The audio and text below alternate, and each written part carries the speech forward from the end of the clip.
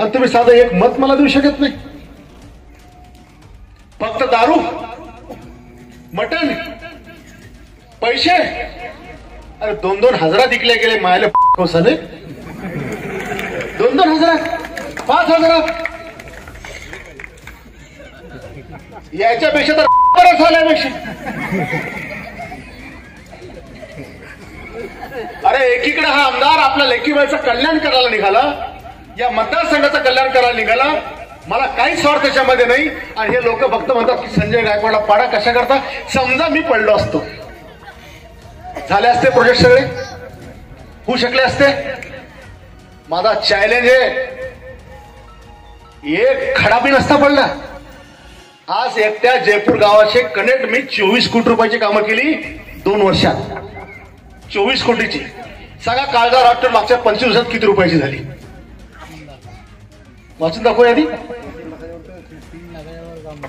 तुमचं ते बाजूचं साधं ते काय नाव आपलं, रामगाव तांडा, 36 कोटी. 10 मोतळा तर मोतळा शहर किती आहे, 148 कोटी. धामणगावकडे किती आहे, 172 कोटी. आकडेवारी पाहिली तर डोळे फिरतील. आता बघा तुम्हाला काय काय आहे, तुम्ही तर परतफेड केली, तुमचं काय, तुमच्याबद्दल हा विषयच नाहीये. पण स्मशानभूमी सौंदर्यीकरण 5 लाख, हायमार्ट 3 लाख, बचत भवन 10 लाख, पुन्हा बचत भवन 15 लाख, देवी मंदिर 20 लाख, शेत पांढरा रस्ते 2, 48 लाख मंजूर केले, पण तुम्ही केले नाही. जयपूर धामणगाव देशमुख 225 लक्ष रस्ता. बुलढाण्याचे शिवसेना शिंदे गटाचे आमदार संजय गायकवाड यांनी मतदारांना जाहीर सभेत शिवगाळ दिल्याचा प्रकार समोर आलेला आहे. फक्त मटण आणि दारू आणि 2 हजारात विकले गेले असं म्हणताना त्यांनी शिवीगाळ केली. तर ते एवढ्यावरच थांबले नाही, तर यांच्यापेक्षा रांडाबाऱ्या असंही त्यांनी म्हटलेलं आहे. वाद आणि शिंदेचे आमदार संजय गायकवाड यांचा जवळचा संबंध आहे.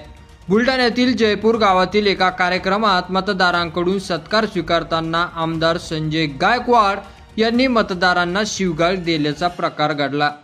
तुम्ही फक्त एक मत मला देऊ शकले नाहीत.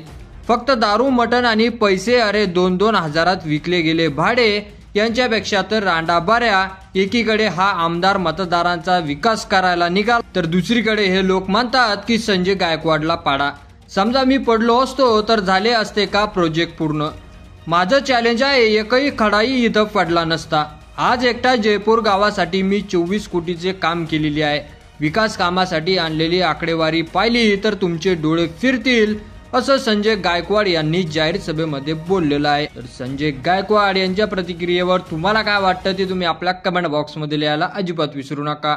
आणि असेच नवीन व्हिडिओ पाहत राहण्यासाठी आपल्या मराठी एल्गार या यूट्यूब चॅनलला सबस्क्राईब करा. धन्यवाद.